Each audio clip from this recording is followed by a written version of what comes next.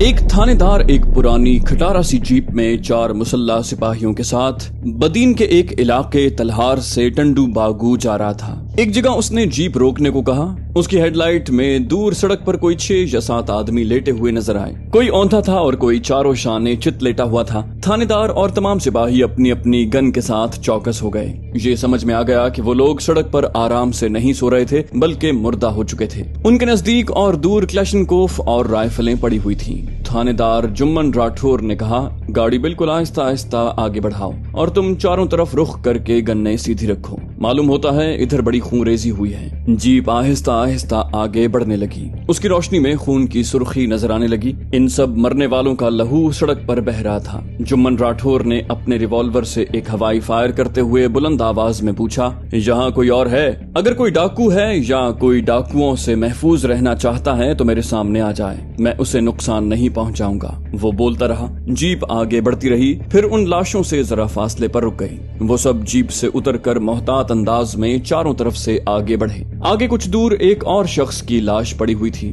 وہ وہی ڈاکو تھا جو راجہ نواز کو 2 کروڑ کا لالچ دے کر وڈیرے اللہ بخش کے اکلوتے بیٹے کریم بخش کو اس کی گاڑی میں بٹھا کر اس کے باپ کے پاس رقم وصولی کے لیے لے جانا چاہتا تھا۔ تھانےدار جمن راٹھور اس ڈاکو کو دیکھتے ہی بولا، اوہ، یہ تو ڈاکو رجب جسکانی ہے۔ اس نے وڈیرے اللہ بخش کے بیٹے کو اغوا کیا تھا اور 1 کروڑ روپے کا مطالبہ کر رہا تھا۔ یہ تو یہاں مرا پڑا ہے۔ ایک ماتحت سپاہی نے کہا، اتنا خطرناک ڈاکو سڑک پر کتے کی طرح پڑا ہوا ہے، لگتا ہے اس کا مخالف ڈاکوؤں سے مقابلہ ہوا ہے۔ تھانےدار بولا، یہی سمجھ میں آ رہا ہے، مقابلہ کرنے والے بھی تعداد میں ان سے زیادہ ہوں گے۔ وہ انہیں مار کر وڈیرے کے بیٹے کو چھین کر لے گئے ہیں۔ اب اصل معاملہ کیا ہے یہ وڈیرے اللہ بخش سے معلوم ہوگا۔ جیپ یہاں لاؤ، ہم ابھی اس کی حویلی میں جائیں گے۔ ایک سپاہی جیپ کو ڈرائیو کرتا ہوا لاشوں سے کتراتا ہوا تھانےدار کے پاس آیا۔ وہ سب اس میں بیٹھ کر حویلی کی طرف جانے لگے۔ آج صبح کراچی سے رحمان چنّا کے سیکرٹری نے تھانےدار جمن راٹھور سے کہا تھا کہ ڈاکو رجب جسکانی سے معاملہ طے کرو۔ وہ وڈیرے اللہ بخش سے بہت بڑی رقم مانگ رہا ہے،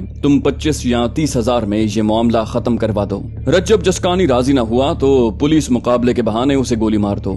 وڈیرہ اللہ بخش ہمارا خاص آدمی ہے، جلد سے جلد اس کے بیٹے کو باپ کے پاس پہنچاؤ۔ تھانےدار جمن راٹھور اس ڈاکو سے اور وڈیرے سے اپنا کمیشن وصول کرنے والا تھا، لیکن اب واردات کچھ سے کچھ ہو گئی تھی۔ وڈیرے کا بیٹا کریم بخش خدا جانے کس ڈاکو کے ہتھے چڑھ گیا تھا۔ اگر وہ دوسرا ڈاکو تھانےدار سے معاملہ طے کیے بغیر کریم بخش کو اس کے باپ کے پاس پہنچا کر رقم وصول کرے گا تو تھانےدار جمن راٹھور کو نقصان ہوگا اور یہ نقصان دوسرے ڈاکو کو آئندہ مہنگا پڑے گا۔ کوئی بھی ڈاکو تھانےدار کا حق مار کر اس علاقے میں کوئی واردات نہیں کر سکتا۔ تھوڑی دیر میں صبح ہونے والی تھی۔ تھانےدار کی جیپ حویلی کے قریب پہنچی تو باہر بڑے گیٹ پر ہی نائٹ چوکیدار سے پتہ چل گیا کہ وڈیرے سائیں کا بیٹا کریم بخش واپس آ گیا ہے۔ تھانےدار نے چوکیدار سے پوچھا، کریم بخش کے ساتھ اور کتنے لوگ آئے تھے؟ وہ بولا، حضور کوئی ان کے ساتھ نہیں تھا، وہ اکیلے پیدل چلتے ہوئے رات کے 3 بجے آئے تھے۔ تھانےدار نے ناگواری سے پوچھا، کیا بکتے ہو؟ اسے ڈاکو اغوا کر کے لے گئے تھے اور تم کہتے ہو کہ اس کے ساتھ ڈاکو نہیں تھے۔ کریم بخش کو واپس کرنے کے لیے کوئی لین دین کے لیے نہیں آیا۔ چوکیدار بولا، حضور آپ سے جھوٹ کہہ کر جوتے کھانے ہیں، سچ کہہ رہا ہوں، آپ اندر جا کر وڈیرے سائیں سے پوچھ لیں۔ جیپ کی آواز سنتے ہی حویلی کے اندر خبر پہنچ گئی تھی کہ تھانےدار جمن راٹھور آیا ہے۔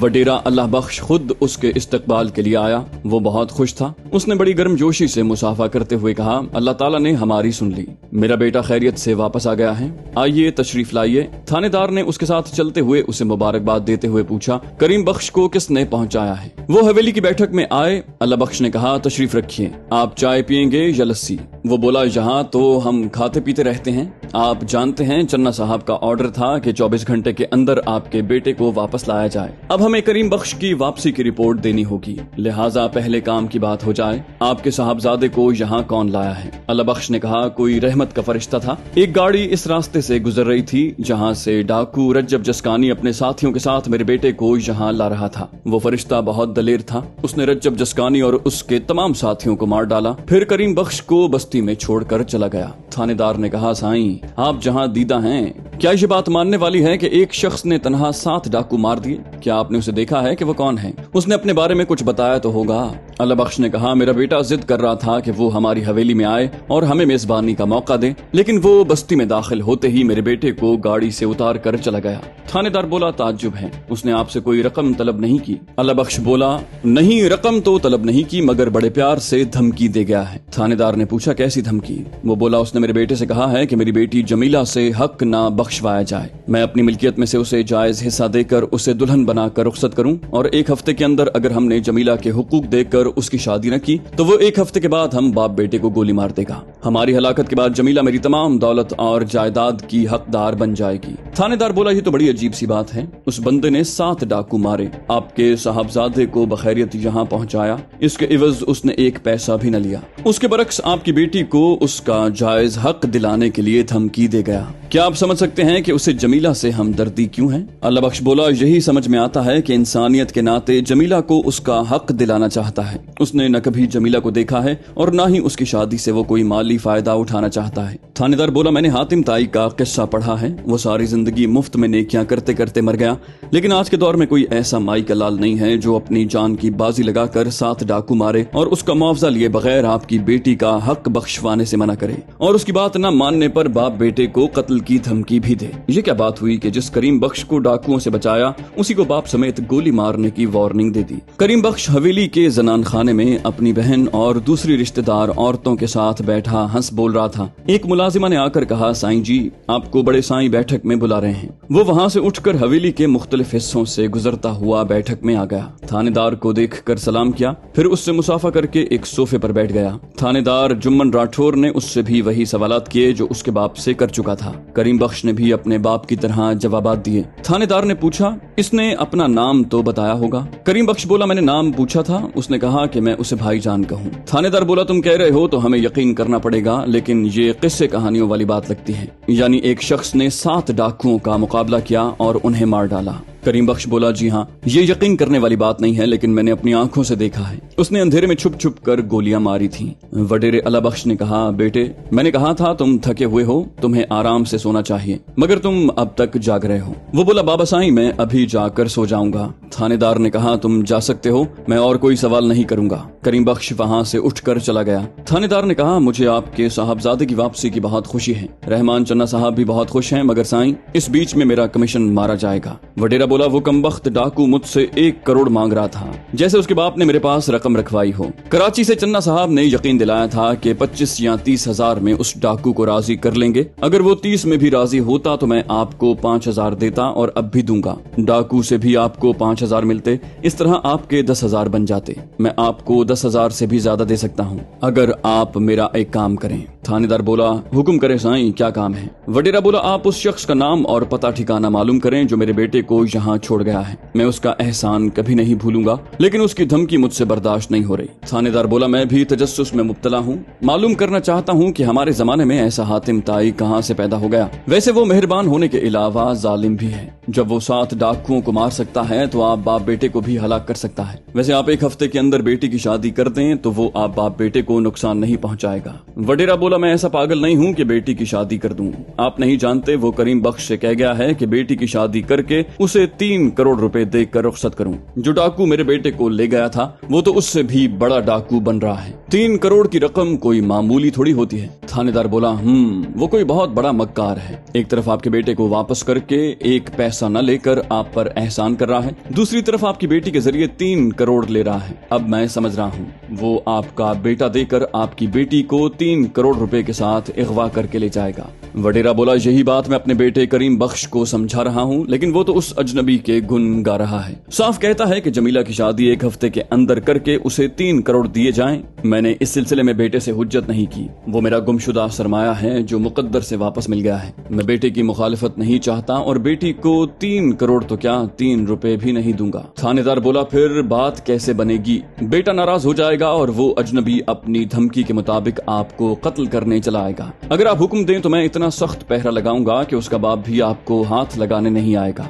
वडेरा बोला, आप कितने दिनों तक पहरा लगाए रखेंगे? तन्हा 7 डाकुओं को हलाक करने वाला कोई बहुत ही चालाक और اور دلیر بندہ ہوگا۔ وہ 1 ہفتے بعد نہ صحیح 10 ہفتے بعد ہمیں قتل کر سکتا ہے۔ کیا آپ کا پورا تھانہ 10 ہفتوں تک میری حفاظت کے لیے ڈیوٹی پر رہے گا؟ تھانے دار بولا، اس کا تو ایک ہی راستہ ہے، اس اجنبی کو کسی طرح تلاش کیا جائے، پھر وہ جہاں نظر آئے اسے وہیں گولی مار دی جائے۔ اللہ بخش بولا، اسے تلاش کرنے کے لیے کریم بخش کو ساتھ رکھنا ہوگا، کیونکہ اسی نے اس اجنبی کو دیکھا ہے۔ ہم میں سے کوئی اس کا صورت آشنا نہیں ہے، اور میرا بیٹا کریم بخش تو اس کے لیے جان بھی دے سکتا ہے۔ اس کی جان لینے کے لیے ہمارے راستے پر نہیں چلے گا۔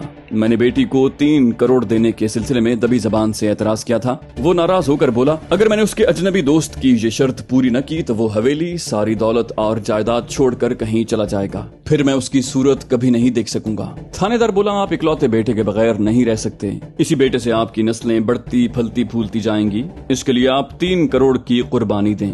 وڈیرا بولا، میرا بیٹا کہتا ہے کہ میں اس کی واپسی کے لیے ڈاکوؤں کو کروڑوں روپے دے سکتا ہوں، تو پھر ایک بیٹی کو دلہن بنا کر 3 کروڑ کیوں نہیں دے سکتا؟ میں نے بیکار اسے اسکول اور کالج میں تعلیم دلوائی۔ آباؤ اجداد کے رواج کے خلاف بولتا ہے کہ بیٹی سے حق بخشوانا اور تمام عمر اس کی شادی نہ کر کے میکے میں بٹھائے رکھنا بہت بڑا ظلم ہے۔ اس لڑکے کو کیسے سمجھاؤں کہ بیٹی اتنی بڑی رقم دوسرے خاندان میں لے جائے گی، پھر ہمارے برابر کا خاندان دور دور تک نہیں ہے، ہم جھک کر کسی چھوٹے خاندان میں بیٹی دیں گے تو ہماری ناک کٹے گی۔ تھانے دار بولا، کیا کیا جا سکتا ہے؟ آپ نے اس سلسلے میں کچھ سوچا ہے تو مجھے بتائیں، شاید میں آپ کے لیے کچھ کر سکوں۔ وہ تھانے دار کی طرف جھک کر بولا، فرض کریں ڈاکو میرے بیٹے کی جگہ بیٹی کو لے جاتے تو کیا میں اس کی واپسی چاہتا؟ کبھی نہیں۔ ہمارے خاندان میں لڑکیاں اغوا کی جائیں یا گھر سے بھاگ جائیں اور پھر کبھی واپس نہ آئیں تو ہم اپنی ناک اونچی رکھنے کے لیے لڑکی کو گولی مار دیتے ہیں، اس کی واپسی قبول نہیں کرتے کیونکہ وہ میلی ہو جاتی ہے۔ تھانے دار بولا، آپ کی بات سمجھ رہا ہوں، اگر کوئی آپ کی بیٹی کو اغوا کر لے تو اس کی شادی کا معاملہ ٹل جائے گا، اغوا ہونے والی کی واپسی منظور نہیں ہوگی، وہ خود آئے گی تو اسے گولی مار دی جائے گی۔ وڈیرا بولا، ہاں اب آپ سمجھ رہے ہیں، میں آپ کو کھرے 50,000 دوں گا، اب آگے آپ سوچیں اور بولیں، کیا 50,000 منظور ہیں؟ میں بیٹی کے لیے اس سے زیادہ نہیں دوں گا۔ وہ مسکرا کر بولا، میں یہ سوچتا ہوا آ رہا تھا کہ آپ کا بیٹا خود ہی واپس آ گیا ہے اور ڈاکو مارا گیا ہے، شاید مجھے 5,000 بھی نہیں ملیں گے، اب تو آپ 50,000 دے رہے ہیں، کون کافر انکار کرے گا؟ وڈیرا بولا، میں ابھی 20,000 لا کر دیتا ہوں، آج شام حویلی کی عورتیں درگاہ شریف چادر چڑھانے جا رہی ہیں، میں نے بیٹے کی واپسی کی منت مانی تھی، ان کے ساتھ میری بیٹی جمیلہ بھی ہوگی۔ تھانے دار بولا، بس پھر تو آج ہی کام ہو جائے گا۔ وڈیرا اللہ بخش وہاں سے اٹھ کر اپنی خوابگاہ کی طرف جانے لگا۔ ایسے وقت ضمیر نام کی کوئی چیز ایک باپ کے احساس کو نہیں جگا رہی تھی۔ بیٹی تو ایک دن پرائی ہونے کے لیے پیدا ہوتی ہے، وہ میکے سے ضرور جاتی ہے، خواہ دلہن کا جوڑا پہن کر جائے، خواہ حق بخشانے کی رسم کے خلاف احتجاجن کسی کے ساتھ بھاگ جائے یا کوئی اسے اغوا کر کے لے جائے، اسے تو جانا پڑتا ہے۔ اس لیے وڈیروں کا ضمیر اس معاملے میں کچھ نہیں پوچھتا۔ کیا ایسا بھی ہوتا ہے؟ کیا بیٹی حق نہ بخشے تو باپ اسے اغوا کر دیتا ہے؟ کریم بخش کی پیدائش کے 6 برس بعد اس کی ماں کا انتقال ہو گیا تھا۔ اللہ بخش نے دوسری شادی نہ کی، حویلی میں جوان عورتوں کو ملازمہ رکھتا تھا اور ہوس کے شادیانے بجا لیا کرتا تھا۔ پھر ایک بیوہ پر دل آ گیا، کیونکہ وہ زمین جائیداد کی مالک تھی، اس کی کوئی اولاد بھی نہ تھی۔ اس نے شادی کا پیغام بھیجا۔ بیوہ نے کہا، میں شادی کروں گی لیکن وعدہ کیا جائے کہ بیٹی ہوگی تو فرسودہ رواج پر عمل کر کے اسے حق نہیں بخشایا جائے گا، بلکہ میری ملکیت میں سے اسے حصہ دے کر شادی کروا دیں گے۔ اللہ بخش نے وعدہ کیا، اس مالدار بیوہ سے شادی کی۔ شادی کے 1 سال کے بعد جمیلہ پیدا ہوئی۔ اللہ بخش کو بیٹی کی پیدائش ناگوار گزری تھی، لیکن ناگواری کا اظہار نہیں کر سکتا تھا، کیونکہ جمیلہ جوان ہو کر دلہن بن کر اپنی ماں کی دولت اور جائیداد میں سے حصہ لے کر جانے والی تھی، لیکن وہ بدقسمت تھی۔ جب 10 برس کی ہوئی تو ماں کا انتقال ہو گیا۔ مرحومہ کی تمام ملکیت اب اللہ بخش کی ہو گئی۔ مرحومہ کی دولت کا گھی اللہ بخش کی دولت کی کھچڑی میں مل گیا۔ کوئی اس سے جمیلہ کے حقوق کا حساب لینے والا نہیں تھا۔ اب اس کے لیے آسان ہو گیا تھا کہ بیٹی سے حق بخشاتا، لیکن راجہ نواز نے اس کی آسانی کو دشواری میں بدل دیا۔ بڑی سختی سے کہہ دیا کہ 1 ہفتے کے اندر جمیلہ کی شادی کر کے اسے 3 کروڑ روپے دیے جائیں گے۔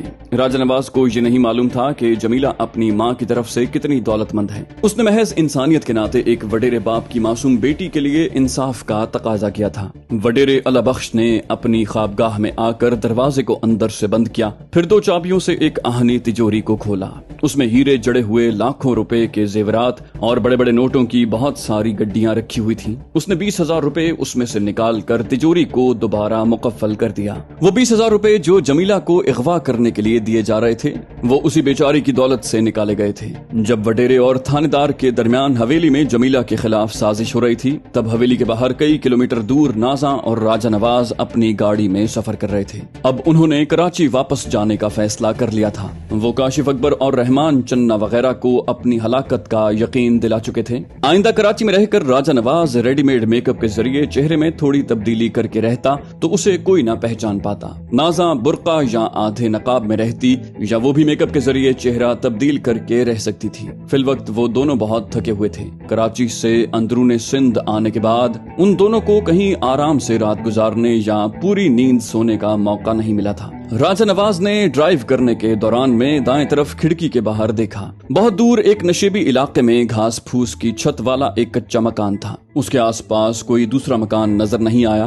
दूर तक ऊंची घनी झाड़ियां थीं। उसने गाड़ी का रुख उधर मोड़ते हुए सड़क को छोड़कर कच्चे रास्ते पर जाते हुए कहा, हम दोनों को मोहब्बत में मुसर्रतें मिल रही हैं लेकिन आराम और सुकून नहीं मिल रहा। आगे एक मकान है, चलकर देखते हैं कि हमारे नसीब में यहाँ भी आराम लिखा है या नहीं। नाजा ने उसे मुस्कुरा कर देखा, फिर उसकी गर्दन में बाहें डालकर अपना सर उसके शाने पर रख कर बोली, एक तुम मिल गए, मेरे नसीब से मुझे सब कुछ मिल गया। मैं पहले एक शहजादी थी, दौलत और ताकत का गुरूर था, जिंदगी में यकसानियत थी। तुम्हारे साथ रहकर देख रही हूँ कि जिंदगी के बेशुमार रंग होते हैं और ये शऊर हासिल हुआ है कि असल दौलत अपने मर्द का प्यार है। और तुम्हारे साथ रहकर मैंने ऐसी कुव्वत हासिल की है जिसके आगे काशिफ अकबर जैसे सियासतदान और करोड़पति वडेरे टूट फूट रहे हैं। वो सहर ज़दा सा होकर बोला, हाय इतने करीब ना आया करो।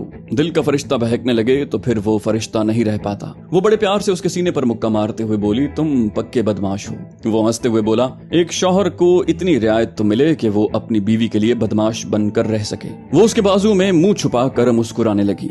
राजा ने एक ऐसी जगह गाड़ी रोकी जहाँ चारों तरफ ऊंची ऊंची झाड़ियां थी। दूर सड़क से गुजरने वालों को वो गाड़ी नजर नहीं आ सकती थी। उसकी आवाज सुनकर एक उधेड़ उम्र का दुबला पतला शख्स मकान से बाहर आया। नाजा और राजा मकान की तरफ आ रहे थे। वो शख्स दोनों हाथ जोड़कर बोला, सलाम सरकार, आप कौन हैं? राजा ने कहा, अगर तुम यहाँ बरसों से रहते हो तो अपने तजुर्बे से बताओ हम कौन हैं। वो बोला, मैं तो दूर से देख कर समझ गया था कि आप सरकारी अफसर हैं। राजा ने तारीफ की, भाई तुम तो बड़ी तेज नजर रखते हो। ये जमीनें किसकी हैं? वो बोला, हुजूर लाशारी साहब यहाँ के मालिक हैं। राजा ने कहा, अच्छा तुम्हारे मालिक का नाम हुजूर लाशारी है? वो बोला, जी नहीं, हुजूर तो हम उन्हें कहते हैं, उनका नाम पीर मोहम्मद लाशारी है। ये जो मकान है हुजूर ने हमें रहने के लिए दिया है, हम चौकीदारी करते हैं। यहाँ से हुजूर की जमीन शुरू होती है, फिर पता नहीं कहाँ जाकर खत्म होती है। हमें तो यहाँ से कहीं जाने का हुक्म नहीं है। राजा ने पूछा, यहाँ तुम्हारे साथ और कौन है? वो बोला, मेरी घरवाली है और एक 2 बरस का बेटा है। राजा बोला, तुम्हारे मालिक हुजूर लाशारी यहाँ आते रहते होंगे?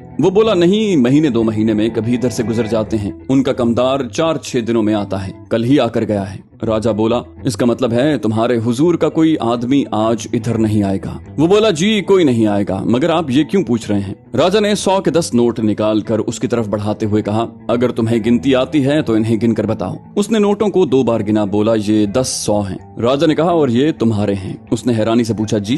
राजा ने कहा, भाई हम जानते हैं इस सूबे के लोग इतने गरीब हैं कि उनकी जिंदगी में कभी यकमुश्त 1000 रुपए हाथ में नहीं आते। हाँ, अगर खेत मजदूरी के लिए अपने बीवी बच्चों को वडेरे के पास गिरवी रख दें तो उन्हें 4-5 हजार रुपए मिल जाते हैं। वो आदमी बोला, मगर सरकार ये 1000 रुपए? राजा ने कहा, ये मैं तुम्हें दे रहा हूँ। सच ये है कि मैं सरकारी अफसर नहीं हूँ, ये मेरी बीवी है, हम मुसाफिर हैं। सिर्फ शाम तक तुम्हारे मकान के किसी एक कमरे में रहकर चले जाएंगे, उसके बदले तुम्हें 1000 रुपए दिए जा रहे हैं। वो बोला, सरकार आप तो हमारे मेहमान हैं, हम मेहमान से कुछ नहीं लेते। राजा ने कहा, तुम हमारे रहने का किराया न लो, मगर इनाम तो लेना होगा, और अगर शाम तक तुम हमारी यहाँ मौजूदगी की इत्तला नहीं दोगे और अपने हुजूर तक हमारी खबर नहीं पहुँचाओगे तो जाते वक्त 1000 रुपए और मिलेंगे। वो बोला, हम अपने बच्चे की कसम खाते हैं, किसी को आपके बारे में नहीं बताएंगे, लेकिन अचानक कोई भी आ सकता है। राजा ने कहा, किसी को दूर से देखते ही हमें नींद से जगा देना। जब तक हम सोते रहें तुम मकान के बाहर पहरा देते रहो। तुम्हारी घरवाली घर के अंदर रहेगी। तुम्हारा इशारा पाते ही वो हमें खतरे से आगाह कर देगी।